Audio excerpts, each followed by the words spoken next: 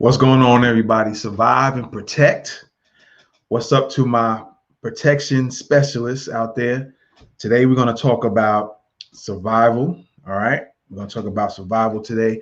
And I'm going to show you a quick video clip here in a few seconds.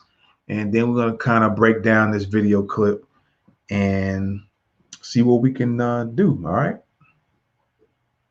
So let's get started.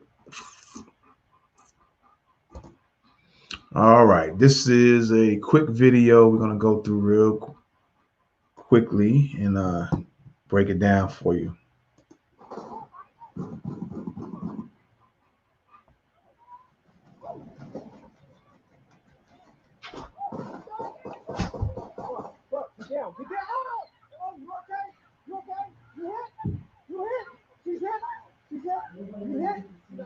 She's hit. It almost hit me. It almost hit me.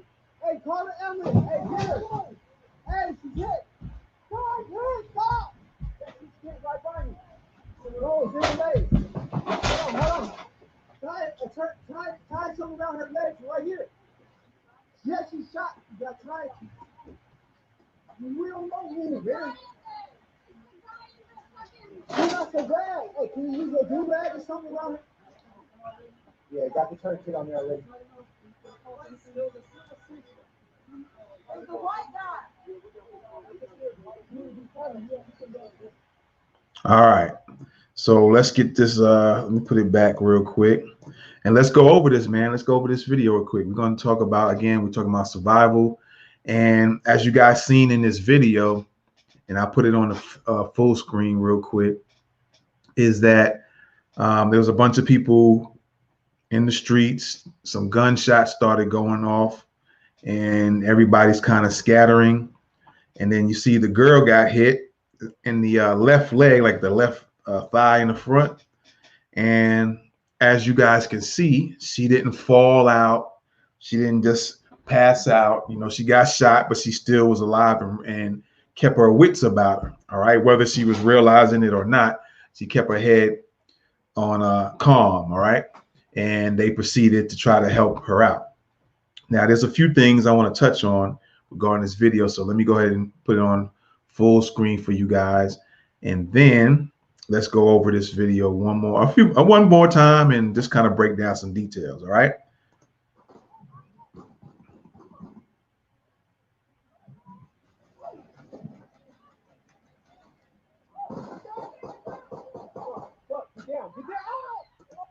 All right. So as you've seen, let me go back a little bit. You guys was watching.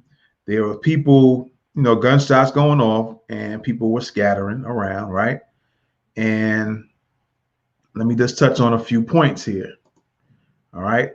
Let me touch on a few points here. All right. So as you guys can see, let me just go back again here. As things were, you know, going in progress, you've seen a few people out in the open, right? Some dude is in the street. There's some people on the side, but they're out in the open. And one of the things that you should do the moment you hear some gunfire is to try to find some cover. All right. Some folks just kind of took it upon themselves to think that, I don't know if that's what they're thinking or that was just like natural instinct. You watch over here on your right, and let me see, I'm gonna play this real quick.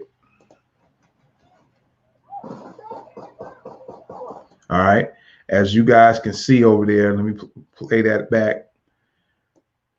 When you watch over there by the right, you see this SUV, you see a guy look like he has red shorts on, right? As I'm playing this slowly. The gunshots were going off and he's just calmly, which is good. He's calmly going in his vehicle, right? And then, of course, the girl gets shot. But what if whoever was doing the shooting started coming closer to where everybody is right here in this scene, including the guy going to his, looks like a pickup truck, maybe? Yeah, it looks like a pickup truck. Now, what if the guy came out, you know, drove that way in their direction and decided to come out of his vehicle and start shooting people? Well, I don't know if you, let me see if you guys can, I hope y'all can see the cursor. I don't know if you can or can't. But what if the guy over here on the right, I think you can see my cursor. What if the guy over here on the right just went in his vehicle, right? And the guy who was doing the shooting decided to just drive down this street right here and decide to just pull, stop, get out, and just start shooting anybody he sees, right? You know, he'll be probably taken out. This person over here will be taken out. I'm sure this person might get taken out. All right. So one of the things is to be able to survive is to find some type of cover. You had cars and another truck here. You had some vehicles here. And another thing is you don't want to pause in the middle of the street, but you want to find some cover and be able to pause for a second just to find out what direction the shots might be coming from. All right. And then you can kind of base from that, you can make a decision on to which direction you should go to next. If you know the shots are coming from in this area behind these people in cars and it's coming this way, right? If that's what's going on and you're over here hiding behind the white car, you might want to just hold your position, or you might find that you want to go behind this, looks like a little fence or something.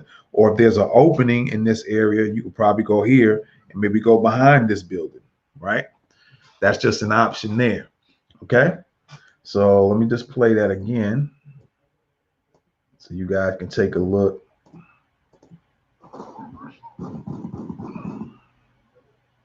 This car is leaving the area. He's walking calmly. This guy here is just running out in the open, right? Even though she's hit, she's still being kind of calm about it. And it could be from the shock, all right? It could be from the shock of it all that it just kept her calm, or she just automatically got shot, so shocked that she just started getting calm. But she was able to also explain who the shots were coming from, where the shots were coming from, that vehicle, that truck. And then other witnesses apparently seen who it was as well. They said it was a white male doing the shooting, right?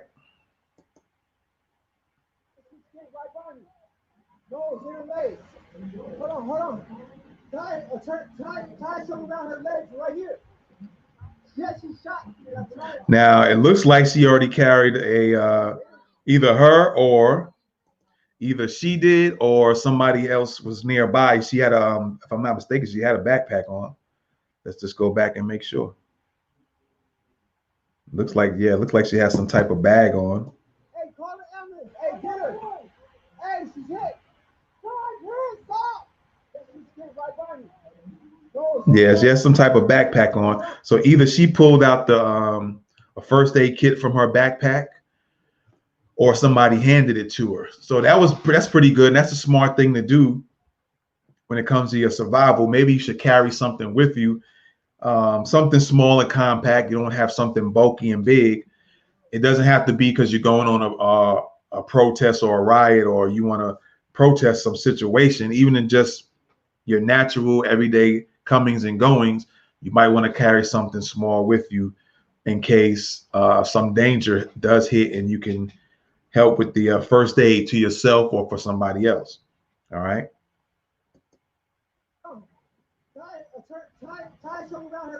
Now he was saying tie a tourniquet, tie something around her leg, and then that's when she pulled out a first aid kit. Either she did or somebody handed it to her, right? Either she pulled it out or somebody handed it to her. And I guess to deal with the bleeding. And she did get shot. So in case you guys didn't see it, you can see the injury on her left leg. See, there it goes right there. She's favoring it. She was a second ago. There it is right there. The guy's pointing at it. There it is right there. All right. And the blood is like right under her leg. So she did get shot. Now, let's talk about some alternatives, right? I'll go ahead and play this again. Let's talk about some alternatives if you don't have a tourniquet. All right. Which would be something maybe you should think about carrying. It's best to have it on you, but if at the very least, if you're going to be close by to your vehicle, or you happen to be in your vehicle and something's happening nearby you, you could have a tourniquet in your vehicle, maybe to help somebody else or help yourself or a family member that's with you. All right. So alternatives to not having a tourniquet. All right. Most of you guys have a belt. All right. Most of you have a belt here. Okay. Most of you guys have a belt on, some type of form of belt you have. All right. If nobody has an actual tourniquet, you could turn a belt into a tourniquet. All right. You can turn a belt into a tourniquet, put it through the loop. All right. And what you want to do is you want to tie this above the injury. All right. You want to tie that above the injury. Okay. Tie this above the injury. So for instance, let me see if I can get in the camera view. Let's say my injury was right about here on my elbow or close to it. Let's say it was right here. I want to go above that. Okay. You want to go past that injury and then put your belt over it. And you have to squeeze. Let me go right here real quick.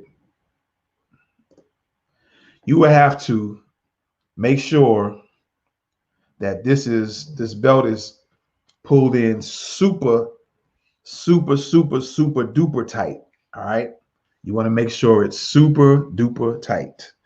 All right. To the point where you want to make sure you stop the blood from flowing. Okay. Now, this could possibly make a person pass out once you do that, but it's better. They'll be better off in the longer run because it's stopping the blood from exiting the person from that particular injury. All right. So you definitely want to go above wherever the person is injured. Okay. You want to go above it. If it's here, if it's the injury's here, you want to go past that and put the tourniquet here, or even go past that and cut the blood off so the blood doesn't exit out. Especially if it's like a artery or something like that, you want to try to cut that off quickly. All right. So again, you have the belt, any type of belt on you as an option. All right. Next, as an alternative, somebody's going to be having a shirt, a t-shirt on. Some people might wear a couple of shirts. You can take one of the shirts off. All right. You could take one of those shirts off and either rip the shirts up to try to make some pieces, or try to take the shirt as is and then wrap it around the person's injury. And then the same mindset applies. All right. You got to make this thing super tight to the point where you want to make sure it cuts off the blood from escaping from out the person's injury. Okay. So those are two alternatives. Now, another one, that's if somebody's really thinking, but those are probably your quick alternatives. Outside of, if unless you're walking around with a tourniquet on you in your pocket or something like that, by all means, use the tourniquet. All right. But if you don't have a tourniquet, you do have some options. You have the belt on you. Somebody has a belt on them somewhere, and everybody's wearing some type of a shirt. If you have a couple of shirts on, some people wear a t-shirt under their main shirt that they have on the outside, so somebody can take off a shirt and then use one of the shirts as a tourniquet. All right. And make sure you want to go above the injury. So when in the case of this girl here or young lady, all right, in case of the young lady here, let's get this out really fast here. In her case, you wouldn't want to go as we come up on her. All right. You want to go above the area where she was injured at. All right. So you want to go as I'm coming close to her where she got, see if I can get the best shot possible here. No pun intended. As the guy's pointing to the injury right there, you want to go take that belt or that shirt or that tourniquet above that, as far up above as possible. Let me make that clear as well. All right. Yeah, that's the best shot. So you want to go as far above her injury that's on her leg, his left leg here. You want to take that belt or that shirt or that tourniquet and tie it, try to take it, go all the way up as far as you can go up her leg. And that's where you want to tie that at. All right. And then you got to make it as tight as possible. Okay. So you can shut off the blood from being able to escape that area. Now, like I said before, until the ambulance gets there, or medics or whatever, or somebody who might be on the scene who might have some better equipment, or they're in the medic field and know what they're doing, until somebody can get there, the person may pass out, okay, because you stopping that blood flow. So it's possible they might pass out because of that. But you potentially might be saving this person's life, might be saving possibly their leg from being amputated. And you definitely saving them for them not to bleed to death. So you could be saving a life. All right. So I just wanted to give you guys that survival tip, and I hope this helps somebody. And also, I hope it might spark even some more ideas that you can possibly use outside of the belt and the t-shirt. All right. So you might, again, some people, another thing that came to mind for me just saying that, it's sometimes like some people carry bags, whether it's a woman or a man, and it has that strap that you can actually take the strap off. You can unclip the strap, and then you can take that strap and tie it around the person's injury, above their injury. That's another alternative. So you got to be mindful and aware and learn how to come up with different options to save a person's life, or in this case, different options for a tourniquet. Okay, so that's something to think about. And again, like I said, I hope this help you guys out. Also help to spark some further ideas to help you out. All right. So with that being said, again, I shout out to all my protection specialists out there. That's including you. All right. And survive and protect, man. We out. Peace.